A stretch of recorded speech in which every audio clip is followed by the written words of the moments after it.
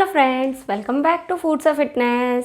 આજે આપણે બનાવીશું સાંજ માટે કે પછી અચાનક મહેમાન આવે અથવા તો કંઈ ટેસ્ટી એવું ખાવાનું મન થાય ત્યારે ઝટપટ બની જતી છોલે પૂરીની થાળી.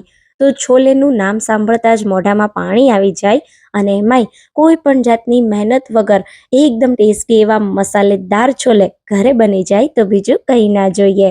તૈયાર થયેલા છોલે તમે જો કેટલા મસ્ત દેખાય છે, જોતાં જ ખાવાનું મન થઈ ગયું ને. તો આવા ટેસ્ટી છોલે બનાવવા માટે સ્પેશિયલ મસાલા પેસ્ટ તૈયાર કરીશું અને આ ગરમા ગરમ છોલે સાથે ખાવાની મજા આવે એવી પૂરી અમુક ટિપ્સ અને ટ્રિક્સ સાથે બનાવીશું, જેનાથી પૂરી લાંબા સમય સુધી ફૂલેલી અને એકદમ સરસ રહેશે. તો અહીંયા તમે જો બિલકુલ તેલ નહીં ભરાય અને મસ્ત મજાની ગરમા ગરમ પૂરી સાથે આ ટેસ્ટી છોલે ખૂબ જ ઓછા સમયમાં બનીને તૈયાર થઈ જાય છે. તો ચાલો રેસીપી શરૂ કરીએ. રેસીપી ગમે તો વિડીયોને લાઈક કરજો અને વધારેમાં વધારે શેર કરજો. તો હવે સૌથી પહેલાં એકદમ ટેસ્ટી અને મસાલેદાર છોલે અને સાથે ગરમા ગરમ પૂરીની ઝટપટ થાળી બનાવવા માટે અહીંયા મેં 1 કપ કાબુલી ચણાને લગભગ 5 થી 6 કલાક માટે પલાળીને લીધા છે. તો ચણાને સારી રીતે ધોઈ અને થોડા ગરમ પાણીમાં 5 થી 6 કલાક માટે પલાળી દેવાના. ચણા એની સાઇઝમાં ડબલ થાય ત્યાં સુધી તમારે એને પલળવા દેવાના છે. કાબુલી ચણાને તમે જેટલા વધારે પલાળો એટલો એ સરસ ફૂલે છે. તો હવે અહીંયા આપણે ચણામાંથી બધું એક્સ્ટ્રા પાણી કાઢી લેશું અને ચણાને બાફવા માટે કુકરમાં લઈ લેશું. સાથે અમુક ખડા મસાલા ઉમેરીશું, જેનાથી બહુ સારો એવો ચણામાં ટેસ્ટ આવશે. તો મેં 2 તમાલપત્ર લીધા છે, 1 મોટો તજનો ટુકડો, 1 મોટી ઇલાયચી, 2 નાની એલચી અને 4 થી 5 નંગ જેટલા મરીના દાણા લીધા છે. સાથે અડધી ચમચી જેટલું મીઠું પણ ઉમેરી દેશું. હવે અહીં આપણે આ સમયે મીઠું ઉમેરી દેશું ને તો છોલે એકદમ સરસ અને ફટાફટ બફાઈ જશે. સાથે છોલે બિલકુલ મોળા પણ નહીં લાગે. હવે આમાં 3 કપ જેટલું પાણી ઉમેરી દેશું અને કુકર બંધ કરી હાઈ ગેસની ફ્લેમ પર 1 વિસલ અને મીડિયમ ગેસની ફ્લેમ પર 6 વિસલ, એમ ટોટલ આપણે 7 થી 8 વિસલ કરી અને છોલેને બાફી લેશું. તો આપણા ચણા બફાય ત્યાં સુધીમાં આપણે ગ્રેવીની તૈયારી કરીએ. તો મેં 1 બાઉલ જેટલા અધકચરા આ રીતે મોટા મોટા ટુકડામાં કાપેલા ટમેટા લીધા છે. તો અહીંયા તમારે ટમેટા અને ડુંગળીનું પ્રમાણ સરખું રાખવાનું છે. તો 1 બાઉલ ટમેટા સાથે 1 બાઉલ જેટલી આપણે ડુંગળી લેશું અને અહીંયા મેં થોડા આદુ અને મરચાં લીધા છે. તો આદુ મરચાં તમને જેવી તીખાશ જોવે એ પ્રમાણે લેવાના. બિલકુલ પાણી ઉમેર્યા વગર આની આપણે પ્યોરે બનાવી લેશું.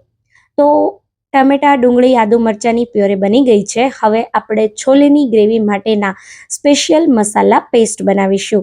એના માટે એક બાઉલમાં 2 ટેબલસ્પૂન કશ્મીરી લાલ મરચું પાવડર લેશું, 1 ટેબલસ્પૂન ધાણા જીરું પાવડર, 1 ટીસ્પૂન જેટલો હળદર પાવડર, 1 ટીસ્પૂન જેટલો આમચૂર પાવડર અને 1 ટીસ્પૂન જેટલો ગરમ મસાલો ઉમેરીશું. સાથે આપણે ગ્રેવીના ભાગનું મીઠું આ સમયે જ ઉમેરી દઈશું. તો મેં અડધી ચમચી જેટલું મીઠું ઉમેર્યું છે. હવે આમાં અડધા કપ જેટલું પાણી ઉમેરી દેશું અને બધા જ મસાલાને પાણી સાથે મિક્સ કરી લેશું. તો ઘરમાં રહેલા સિમ્પલ મસાલાને આપણે આ રીતે થોડા પાણી સાથે મિક્સ કરી અને એક મસાલા પેસ્ટ તૈયાર કરી છે.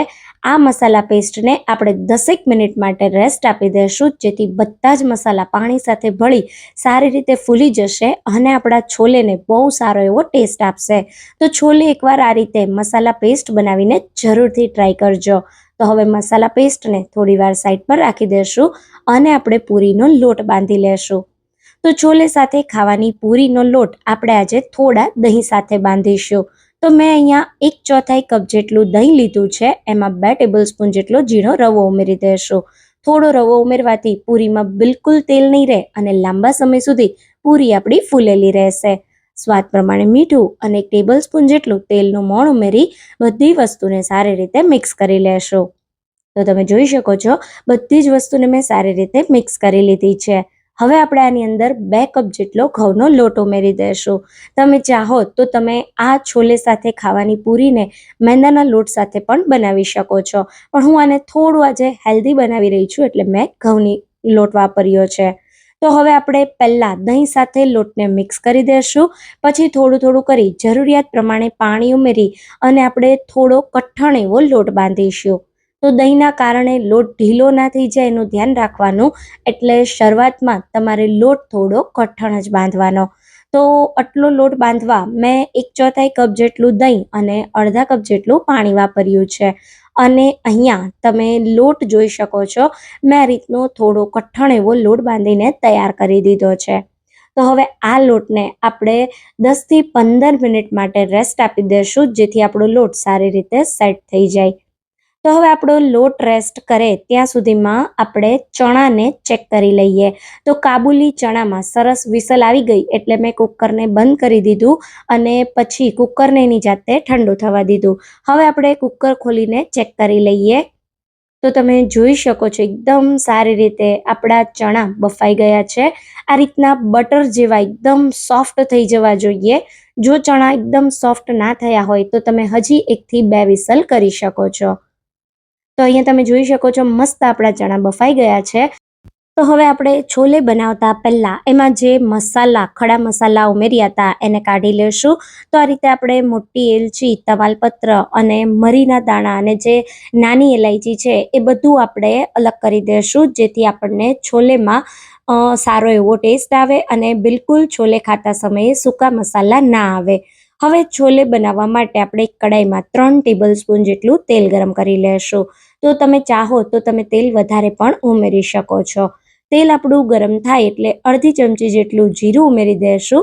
1/4 ટીસ્પૂન જેટલી હિંગ ઉમેરી દઈશું. સાથે છોલેનો મસાલો, જો તમારી પાસે ના હોય તો તમે આની જગ્યાએ આ સમયે ગરમ મસાલા સાથે છોલેનો વઘાર કરી શકો છો. પણ જો તમને છોલેનો મસાલો મળે તો એને જ ઉમેરજો, એનાથી બહુ સારો એવો ટેસ્ટ આવશે. છોલે મસાલો તેલમાં ઉમેર્યા પછી તરત જ તમારે ડુંગળી, ટમેટા, આદુ, મરચાંની પ્યોરે ઉમેરી દેવાની છે અને ગેસને સ્લો કરી બધું સારી રીતે મિક્સ કરી દેવાનું. આ રીતે તમે એકવાર છોલે બનાવજો, બહુ સારો એવો છોલેનો ટેસ્ટ આવશે. બધું મિક્સ થઈ જાય એટલે ઢાંકણ લગાવી 2 થી 3 મિનિટ માટે ડુંગળી, ટમેટાની પ્યોરીને થવા દેશું. તો આવું તેલ છૂટું પડે ત્યાં સુધી તમારે ડુંગળી, ટમેટાની પ્યોરેને થવા દેવાની અને આ રીતે સરસ તેલ છૂટું પડે પછી તમારે આપણે જે મસાલાની પેસ્ટ તૈયાર કરી છે એને ઉમેરવાની. તો મસાલા પેસ્ટને આપણે એકવાર સરસ મિક્સ કરવાની અને પછી આ રીતે આપણે ગ્રેવીમાં ઉમેરી દઈશું. તો ગ્રેવીમાં મસાલા પેસ્ટ ઉમેર્યા પછી સારી રીતે મિક્સ કરી ફરી તેલ છૂટું પડે ત્યાં સુધી આપણે આને થવા દેશું. તો કોઈ વધારાના ખડા મસાલા તમારે નથી ઉમેરવાના અને એકદમ સ્મૂધ એવી તમારી ગ્રેવી તૈયાર થશે. તો અહીંયા તમે જોઈ શકો છો મસ્ત મજાની આપણી ગ્રેવી તૈયાર થઈ રહી છે. થોડું તેલ છૂટું પડે ત્યાં સુધી આપણે આને થવા દેશું.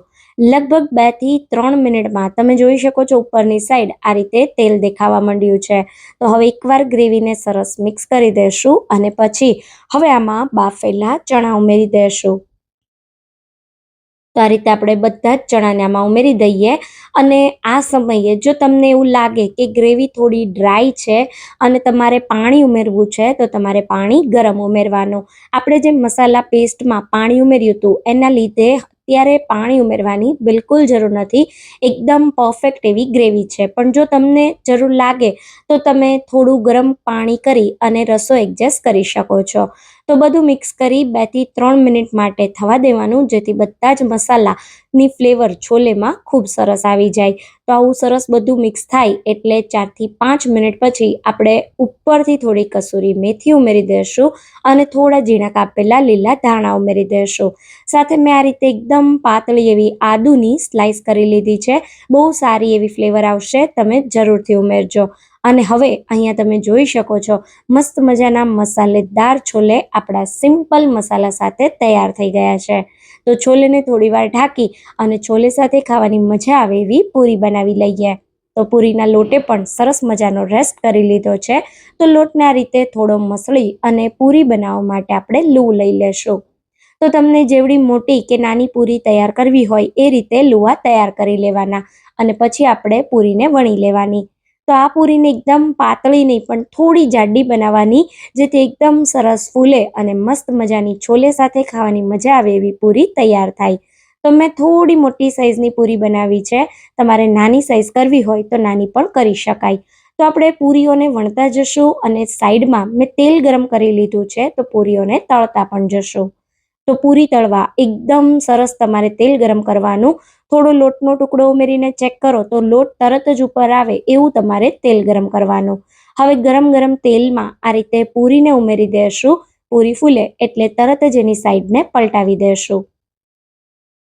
તો આ રીતે સાઈડ પલટાવી બીજી બાજુથી પણ 1 મિનિટ જેવી પૂરીને થવા દેશું. બંને બાજુ સરસ પૂરીમાં ડિઝાઇન આવે એટલે આ ગરમ ગરમ પૂરીને આપણે તેલમાંથી કાઢી લેશું. આ જ રીતે આપણે બીજી પૂરીને પણ તળી લઈએ. પૂરી હંમેશા હાઈ ગેસની ફ્લેમ પર તળવાની, એટલે એકદમ સરસ મજાની તમારી પૂરી ફૂલશે અને એમાં જરા પણ તેલ નહીં રહે. તો આ રીતે તમે જોઈ શકો છો બીજી પૂરી પણ મસ્ત મજાની ફૂલી ગઈ છે. તો સાઈડ પલટાવી બીજી બાજુથી 1 મિનિટ થવા દેશું. તો આ રીતે આપણે ગરમ ગરમ પૂરીઓ તૈયાર કરતા જશું અને મસાલેદાર છોલે સાથે સર્વ કરતા જશું. તો અહીંયા તમે જોઈ શકો છો છોલેને આપણે પ્લેટમાં કાઢી લેશું. તો મેં થોડા ડુંગળી, લીંબુ અને મરચાંનું સેલેડ સર્વ કર્યું છે. એની સાથે આપણે આ ટેસ્ટી એવા છોલેને સર્વ કરી દઈશું. તો ગરમ ગરમ પૂરી સાથે આ ઝટપટ બની જતી છોલે પૂરીની થાળીની રેસીપી તમને કેવી લાગી એ મને કમેન્ટમાં જરૂરથી કહેજો. જો તમને આ રેસીપી ગમી હોય તો રેસીપીને લાઇક કરજો અને વધારેમાં વધારે શેર કરજો. તો ફરી મળીશું એક આવા નવા જ વિડીયો સાથે. ત્યાં સુધી થેન્ક્સ ફોર વોચિંગ.